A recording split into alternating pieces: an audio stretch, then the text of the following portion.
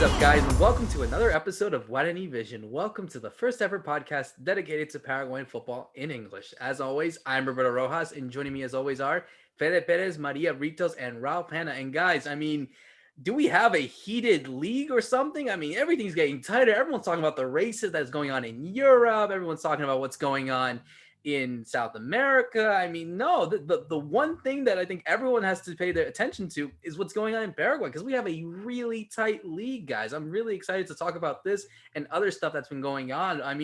We also saw that MLS is in a way back. They're about to start their season in a couple of weeks. We saw some of our own Paraguayans get on the score sheet. We saw Eric Lopez, who actually in his second game, you would say, in Atlanta scored. He scored in Gabriel Heinz's debut as a coach in a friendly. We saw Jesus Medina getting on the score sheet for NYCFC. And we saw Rodney Redes also getting on the score sheet for Austin FC. So I know it's friendlies, and I know we don't really like to hype it too much, but hey, at least something is something. But Fede, let's go to you. How are things over there in the motherland? Everything's good, Roberto. Hey, there we go. Hey, everyone. How's it going? Nice to see all of you guys again. Nice to be with everyone of Guarani Vision. Another week, another episode, a lot to talk about. Obviously, we've had a lot of games going on, not just in the Paraguayan football. We have Libertadores going on with so many Paraguayans, right? And I was looking at the team of the week from the Libertadores. Conmebol does this every week that they have competition, and Angel Romero and Brian Montenegro, two strikers, even though they put Angel Romero in midfield or on the right side. That was kind of weird. But Angel Romero and Brian Montenegro made it to that best of the week team from Conmebol in Libertadores. Brian Montenegro just scoring 3 goals, just amazing from him. After not having so much space in Olimpia, he's getting that game time now in Independiente del Valle, this Ecuadorian team that's just done wonderful things lately, right? We're talking about a team that every time it's playing international cups here in South America, they're just doing more and more. And Brian Montenegro, the Paraguayan, now playing. We haven't had many Paraguayans in that team, particularly. I think Dani Escona, the goalkeeper, a couple of years back, and not many more after him. But now with Brian Montenegro and him putting himself back on the radar, that's just so good for him. And Angel Romero just staying up there, even though of all the drama that's been going on in San Lorenzo. We talked about this for a long time now, and we repeated over and over what's been happening with him, his brother, the leadership. They're so important in San Lorenzo, but they have a new coach there, and this new coach is not really putting them in the starting team, but he did start in that last game for Libertadores, and he was very important. I think he played more than 60 minutes, and he was able to score, and he was assisting also. He was just having an awesome game. It sucks because not that he had a good game. It sucks that we're not going to have him on the national team this week. We should have been a totally different week here in Paraguay. We should be receiving all the players from all around the world, getting ready for that flight to Santiago, Chile, to be playing our first game of this combo. That's not going to happen after all. The South American qualifications will not be played this weekend, but we will have qualifiers around the world, so we'll hopefully have a lot of football going on to distract ourselves, because we won't have the Paraguayan League either next weekend. So we'll talk about everything that happened up until now and everything that could happen after that week, because I was looking up in my calendar also, and after this next weekend,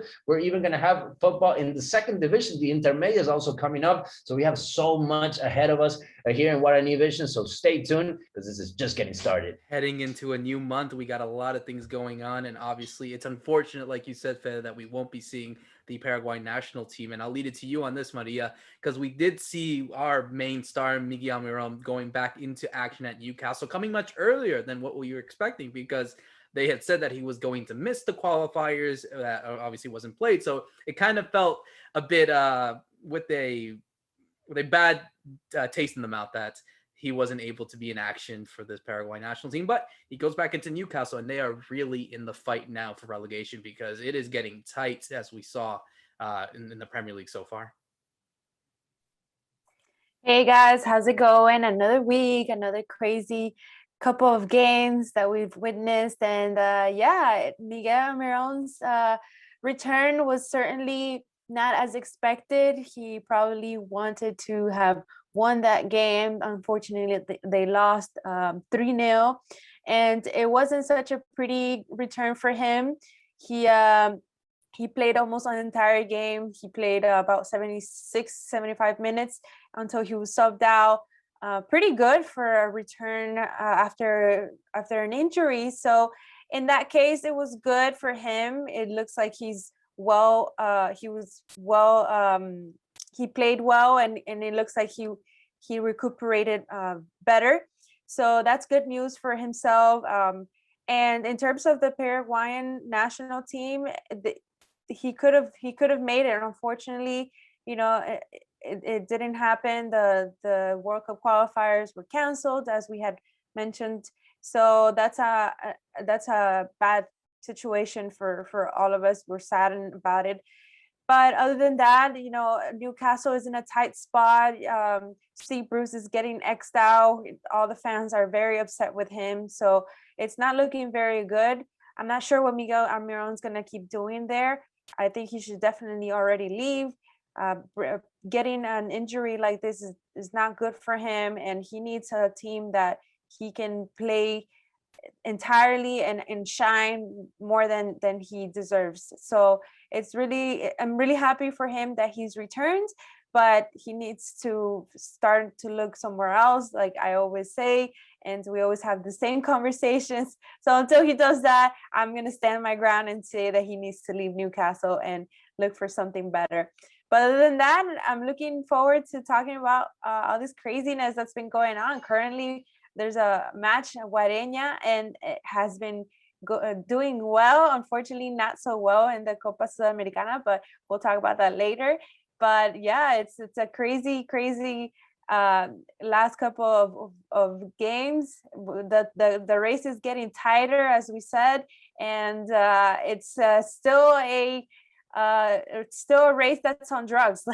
Literally, like we said. exactly. Anything can happen. And Ralph, I'll go to you on this one, because we're not only seeing an interesting race in the league and everything getting tight there, but also in the scoring race. I mean, it's always been open, as we've seen in years prior, but now everything is getting really tight because it seems like you have a new leader every week, and now it's getting much more tighter as well. Yeah, that's right. Hi guys, hi everybody watching, listening. We have this really tight title race with kind of new contenders in terms of teams, and then, like you were saying, Roberto, with the top scorers, we have kind of some new characters, I would say. I mean, they're not new in terms of playing. We're talking about Leonardo Viagra, who's 30 years old in Nacional, and he's been around for, of course, a long time. He has 6 goals, scored at the weekend, a very well taken goal with a long ball over the top, where his first touch is actually with his head to control it, and then a left foot half volley, definitely worth looking up, a very good goal. So that took him to 6. And then we have Jorge Recalde at Olimpia, who scored in their big win yesterday, and he moved up to 5 goals, and he's 28 years old now. He's been around also a long time in Paraguayan football at different clubs, but really coming into the fore now with Olimpia. And so these two are kind of taking the mantle at the moment from maybe some of the traditional players that were at the top last year, like Roque Santa Cruz, or maybe Sebastian Ferreira, who scored midweek in Libertadores, but he's not there in the local league standing. So we're getting these new players fighting for that top scorer role in what's been really a great kind of championship so far, and a very exciting weekend. As we went to record, we just had the 4th game. All 4 games saw both teams score. So even though there's different talking points from each one, which I'm sure we're going to go through, but it's just been a great race, and it keeps exciting every week. Definitely. It's definitely going to be fun. And obviously we'll talk about that in our first segment about what's been going on in the league. As we speak right now, we are still seeing a really tight gap. We see 5 teams separated, the top 5 that is, separated by just 1 point. Olimpia are league leaders at the moment, but they are tied on points, and only goal difference, 3 goals to be exact, differentiate them and Olimpia and Guarani as well, who are right there in the spot. As we had talked about last week, they are ready to go and see that they are looking to surprise people and try to see if they can get this championship. We spoke about that last week. We saw Libertad also trying to get in. They have a few games in hand, so they might even take the league lead if all goes well for them. So yeah, this is getting really tight, guys. And we'll start with Olimpia as well, because obviously the big news that we saw was the debut of Sergio Orteman as the manager of Olimpia, getting a convincing 5-1 win. Goals from Jorge Recalde, 2 goals to be exact, Alejandro Silva, and 2 goals in extra time with stoppage time with Walter Gonzalez and Rodrigo Rojas. Ralph, I want to go to you on this one because we had a question that was sent just before we started recording from Olimpia UK, and we'll send our special shout out to them. But he was interested about how Olimpia have looked in the back and said that even though that they won 5-1 and conceding 4 goals back-to-back prior with Gorosito, you'd like to know if they looked more tighter defensively, or do you feel like they still gave away a few chances? Yeah, an interesting question, right? When your team wins 5-1 and you're thinking about the defense, but that's because that was kind of this strange transformation we have with an Olimpia that wasn't conceding goals from open play, and then those 2 4-goal games. Without wanting to put too much pressure on one individual, there was one big change in defense, which was Carlos Rolón didn't play. So he was present in the 2 games where they conceded 4 goals. He wasn't even in the squad, in Orteman's first squad, and he put the partnership together of Salcedo and Alcaraz, which I think is, talking just about the central defense, I think was a very nice partnership in that you have the experience of Alcaraz, left-footed central defender. You have Salcedo, who's younger, maybe can quicker cover some of the ground that Alcaraz can't. Salcedo, I would say, also is not as strong in the air physically as Alcaraz. So they kind of balanced each other quite nicely. But then what they did as a unit, as a team, that I found very different to Gorosito, is they were defending higher up the pitch. They were pressuring higher. They gave a start to Jordan Santa Cruz as the holding midfielder. I think, if I'm not mistaken, that was his first start this season. He appeared for Gorosito only as a sub, and he looked very good. He was doing that thing that a good holding midfielder does, that everything looked very simple. So when you're looking very simple and everything's very tidy, I think that really helps a team and assures a team. What he helped doing was kind of give some of that maybe freedom in the press to Ortiz, that Ortiz could go maybe and look to push the ball higher up the pitch. And then you had your other midfielders playing very well and very energetically and differently to what we saw in the last 2 games with Gorosito. I mean, Ali Silva was, on the ball was kind of inspired, but also, they were covering a lot more ground, I thought, than we were seeing towards the end with Gorosito in the last 2 games.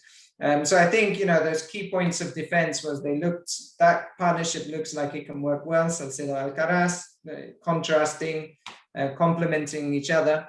And then Jordan Santa Cruz as this holding midfielder looks like he could be a very interesting option while Ojeda is out injured, which he is at the moment. So yeah, top marks. But I mean, I'll throw it over to you guys. If that was the defense, how about that attack from Olimpia? I don't know, Maria, what you were thinking. You are obviously enjoying that result, I'm sure. I mean, yeah, I'll take a great win. 5 goals. It's incredible, a complete change from what happened the last 2 games that they lost so badly.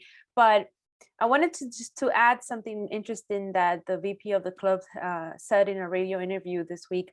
And he said that the way that Nestor Gorosito was making his players play, the style of play that he was implementing in the club, was just not a good fit for the team, and it wasn't working so well. So that's why we see this drastic change now. Nestor Gorosito was mostly focused to go forward and being more aggressive, and now it's a little more laid back, like you were talking about, working defensively and making sure that they're stronger in the back. So that's something that I wanted to add. And I think so far it's just 1 game so far. Orteman has been shown that this new style is working. So let's see how it keeps going.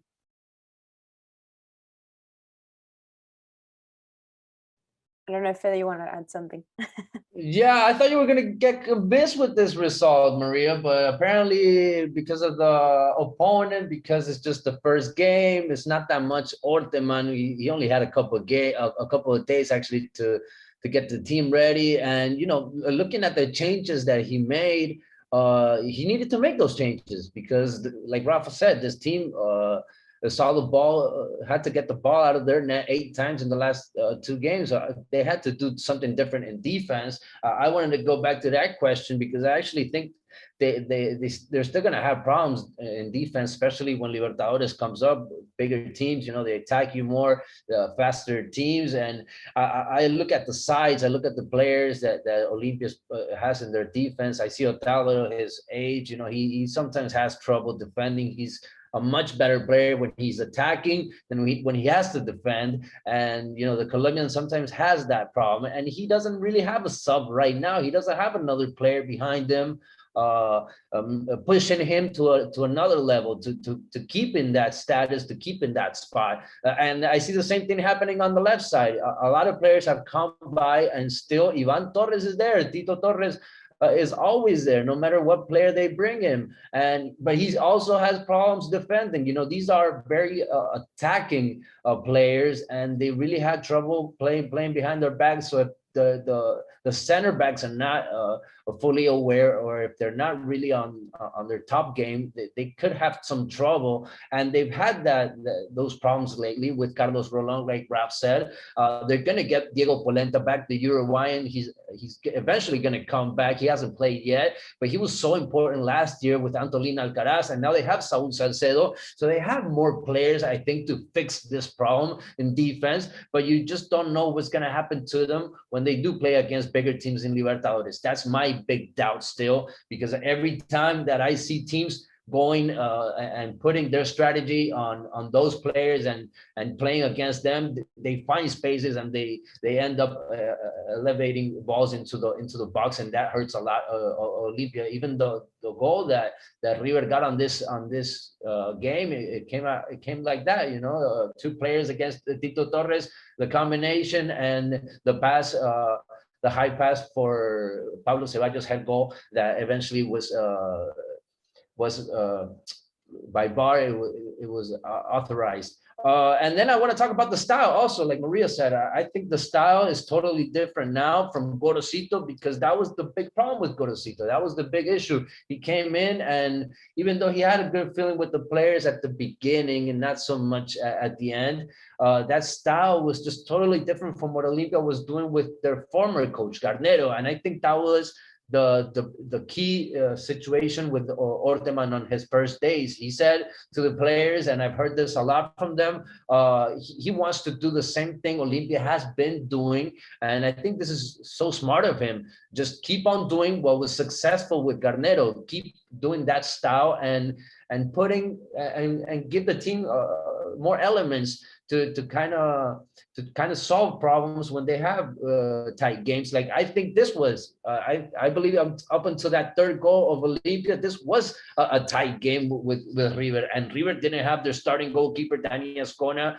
the former Olimpia. They didn't have Marcelo Gonzalez, probably their best midfielder, their fastest midfielder. River didn't have some other players, so I understand Maria's doubt still. You have to go against stronger teams. Be calm, Maria, because I think Olimpia's next game is going to be against Libertad. We're going to start the rematches again. Everybody's played against everyone already, so now they have to play against Libertad again, and Libertad beat them on that first game of this Apertura. So that's going to be an awesome match, and the coach is going to have more time to solve these issues on defense and get players back. Because like I said, these players that played the other day, they played because Olimpia was missing some players. Ramon Sosa is not back yet, and he was the starting player on that left midfield, even though Camacho got his chance this time. and they're going to get more players back, like Diego Polenta also in defense. So Orteman is getting more players available. He even had a couple of them for the first time on as a subs. Like Ralph was saying, Jordan Santa Cruz played his first game starting. He had already been sitting there on the bench, but we hadn't seen Walter Gonzalez. He got injured in the preseason, and he got his first game, and he was so important. He was so big on impact wise on the game, coming in, assisting. He had so much talent going on, and he was so quick with the ball, so intelligent. He looked like he never left Olimpia. He played that well. Before he left to Mexico, I think he had a good season in Mexico that first season, and then he just couldn't score as much. That's why he's back. But I think this is a good sub for Roque. This is the problem Olimpia had lately. They don't have a sub for Roque. They've had Pita coming in. They've had other strikers coming in, but nobody fills in that spot, as well as I saw Walter Gonzalez fill in that striker spot next to Jorge Recalde, who is the hottest player right now in Olimpia. And then you have Ale Silva picking up his level right before Libertadores. They need this player. He's a playmaker. He's fast. When he's unstoppable, Olimpia is totally different. And I really like what I saw out of this Olimpia. But as Maria said, I don't want to overdo myself. This was just the first game, and they're going to have to go against Libertad on the next one. So I think that's going to be the big test.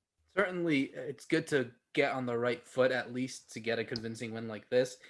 Doesn't matter the opposition. You're there to play. You're there to win. So everything matters in this sense. But I agree. I think certainly they do look like a different side, but we also have to see how they do against the bigger opposition, like Libertad, like Cerro, like Guarani even at this point, because how they've been doing. So they are a tricky opponent. And then obviously the Libertadores starts in a couple weeks as well. That's when we can really assess how Orteman's team is looking and if they are really up for the challenge on all the competition. So we just have to wait and see. But obviously first good signs for now. And looking at some of the other results that we saw Guarani getting a 2-2 draw against Sudamérica just before we started recording, which puts them in that spot to right there to fight for it. Even Cerro Porteño are back to winning ways in a way and continue their winning ways, getting a last-minute winner against a Guarani side that is looking completely in crisis. More losses continue. It looks like for Gustavo Costas, it might be going into the end, and we're going to switch to that now. Speaking about the Libertadores, obviously we saw one of the Paraguayan teams that made it all the way to the next stage, but unfortunately it was not to be for Guarani. They are out of the Libertadores after just playing two stages. They lost to Atlético Nacional 5-0 on aggregate. But thankfully we saw Libertad, who almost blew it away, actually, guys. They almost blew it away. They were taking a good lead up until the 64th minute, and then they got the Universidad Católica got a penalty to tie it up, but just because of one goal where they won 3-2 on aggregate, they will go to the third stage where they will face off Atlético Nacional after the international break. I mean, Fede, I'll go to you on this one because it just seems as if, for Guarani to go on this one, they are really in a crisis right now. I mean, they've lost a lot of games so far. The season, 4 games to be exact. They're out of the Libertadores. They're not even going to be in the Sudamericana. What's next for this club? Is there any way for them to get back to winning ways and to get back to stability under whatever the new manager might be, if it still cost us? I think it is going to be still Gustavo Costas. If not, he would have left already. I mean, if he didn't leave in that preseason when he wasn't getting the players, when that crisis started, I mean, why leave now, right? When you knew that this was going to happen. He even said it after the game. I mean, this is not a surprise to them that it actually happened, that it ended this way, because he announced it. He almost left the club. We talked about this on a previous episode, well, right before the league started. And unfortunately for them, they just couldn't build up the team at time, and they just couldn't do it right. And they just really didn't have anything to go against a strong team like Atlético Nacional. Atlético Nacional just looked so much better. I think those 5 goals makes it a fair situation to what we all saw. And it's hard to see the future for this team get themselves back into this tournament, but it's so tight right now. Anything could actually happen, but they do need to break this bad streak because they're just losing, and they need to get to make themselves better in practice. I don't see it come. I don't see it happening, especially because there's a lot of talk going on. There's a lot of rumors that players are not behaving well and players are not getting along like they should in a locker room. There's some fights going on in the practice, and not everybody is happy. The captain doesn't have the total control over his teammates. So that's going on. That's being said also. And that's on the manager too, that's also on Gustavo Costas. He needs to solve these problems, those internal problems that are going on, and fix what's going on in the pitch also. And he doesn't have that much time now, because I think all the credit that he had at the beginning of the year, after being final against Olimpia on the Clausura in 2020, all of that credit has gone away with this bad start and with this elimination early in Libertadores. It's over for them. The international year 2021 is over for them. They only can put their head into the Paraguayan League and Copa Paraguay. They need to do something in one of those two tournaments. If not, it's going to be a total failure for them this year. I think the international break now comes at kind of a perfect time for Guarani. I mean, I think maybe they have to play one game at the weekend against Libertad, because that was one they missed before. But at least now they have like a week of kind of preparation, and they can field their strongest team, not having to worry about Libertadores. Because you saw they were caught in this problem of they're not playing well, but then they can't play their strongest team in the league. Even that game against Cerro, they didn't start with like Marin Boadilla, because they'd just come back from Colombia on a long trip. And so he was in this problem of I can't use my best players every time. And I think they just needed like a break and a reset. So this could be the perfect moment for Guarani to kind of take their time, and now, like Fede mentions, focus totally on the league and maybe Copa Paraguay, which they've always actually performed quite well in that tournament since it came back. But let's talk quickly about Cerro against Guarani. That game was crazy. I mean, what a game, because Guarani started what I thought really well. There was, like 15 minutes of I think Cerro were kind of, struggling to get into the rhythm of things. But then Juan Franco, the Guarani player, picks up his second yellow card within about, I think it was 25 minutes or something, for this, kind of a silly tackle.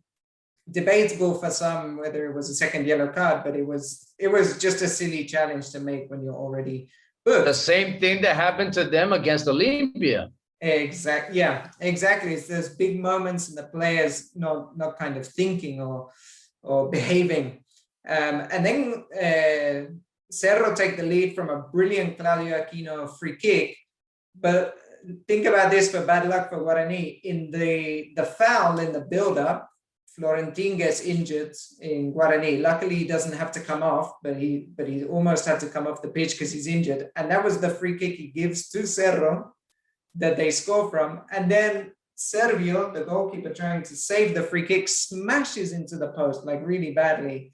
And I was very surprised that he kept playing, but he did, with this huge like bandage down here on his chin. But it was like, it was one of those plays that suddenly not only have Cerro gone ahead, they've kind of seen two players get injured and almost seriously in one case. And then Chiquias's team did that thing of maybe not pushing the way they should, or, they do like slow build-up play. But sometimes against 10 men, I thought maybe they can try and stretch the team more, which they didn't. And suddenly this crazy error by Cerro's goalkeeper, this time Poppy Munoz, where he comes steaming out for a ball that really has two defenders there covering Boadilla, and he misses it, and he kind of crashes into everybody. The ball rolls into the net, and he gets injured and has to go off. So it's like, wow, Cerro, you thought they'd thrown the moment away. But like we say, Guarani are struggling with confidence, and when Cerro picked up the pace in that stoppage time and was pushing, the ball falls to Roberto Morales outside the box, and this kid, when he sees the ball, even on the edge of the box, is almost as good as a goal, because he scored a very similar goal in one of his 2 goals the week, I think is the week before, a very similar strike. And I mean, he's on top form. So that game was really topsy-turvy and put Cerro in the driving seat and kind of just rubbed salt into the wounds of this Guarani that are struggling after the Libertadores. And for sure, it's going to be a tough game for Libertad facing this Atlético Nacional, who look much better than I gave them credit for when we did this first preview. But having seen them in those 2 games, I think it's going to be a really balanced tie for Libertad. Yeah, no, it's going to be really interesting. And I think it'll be a really interesting situation to see what goes on with Guarani after this international break. I mean, and like you said, the league is getting tight. It's interesting. You would think that one of these results might give more advantages to the sides like Olimpia and Libertad, but Cerro like, no, we want to be in this race too, and don't forget about us. But it's been really exciting. And before we close off another great show, we do have to talk about what happened in the Sudamericana. It seems like we're off with the predictions again for some reason. I don't know what it is. Maybe Fede, you have a point. You maybe have a point that we can trust you on these. But anyway, in this case, we saw Nacional tying 12 de octubre in the first game in Villa Elisa. Obviously, they will have to play the return leg at the Defensores. I mean, it's still the same place. I mean, still the same city in a way. And also, we saw Guaireña lose in the last second to River Plate 2-1, thanks to goals from Pablo Ceballos and from Mario Otasu. I mean, Maria, I'll go to you on this one. I mean, it seems kind of surprising. Maybe we have to give Pedro the benefit of the doubt with these predictions, because it feels like we got to get something right. And certainly these teams in the Sudamericana are not giving us any favors. That's for sure. Oh yeah, we're definitely off. I don't want to even predict next time, because it maybe it's bad luck. But it was a good game for River Plate. I think they showed that they really want to stay in this competition. Guaireña, unfortunately, didn't show all that they could, that we know that they can show. It's still the first game, and it's only a 1-goal difference. So it could go both ways next time. Guaireña, if they really want to put their effort, then they can go for it and beat River Plate in the next round. So to me, it looked like this game was a little bit off for both teams. The only difference was that Mario Otasu played really well, in my opinion. He did have 1 goal, and he along the way he had a bunch of great passes, and that was, he felt very comfortable. So I think he was kind of like the star of the game for River Plate. But other than that, it was kind of a boring game for me. And I just hope that next time, if Guaireña does want to win, then they can put all the effort in there. And it's unfortunate that that they lost this first game, because we expected them to win. But we'll see. Maybe things change. And either way, Paraguay will be represented no matter who wins. It was a strange game plan for Guaireña, because in that first half they hardly looked to touch the ball. They were like almost trying to play on the break against River, which I was surprised, because I thought they, even though they're it's the home and away is a bit strange because it's all neutral venue, but I would have expected them to try and take the game more to River. And so then the second half they start that and they scored. So you were like, okay, why didn't they? Why were they trying to play on the counter and let River have the ball? But then in the end, they kind of paid the price and conceded twice. And they actually conceded a last-minute goal, which is kind of a taste of their own medicine, because Guaireña is the team that's been scoring last-minute goals against everybody. They're usually so strong at the end of games, and this time they got caught out by River Plate. I agree with Maria. Still, it's only a 1-goal lead, and I think they could still take something. They still have a great chance of progressing, because they're capable of winning by 2 goals for sure. So that would be a nice second tie. And just a quick question, a quick point on Nacional and 12 de octubre. They played each other again on Friday. They drew again, and they've now drawn their last 4 games. So I don't know. I think maybe we'll end up at penalties or something in that one, because these guys, whatever it is, they just seem to keep keep tying. I don't know what Fede thinks about that.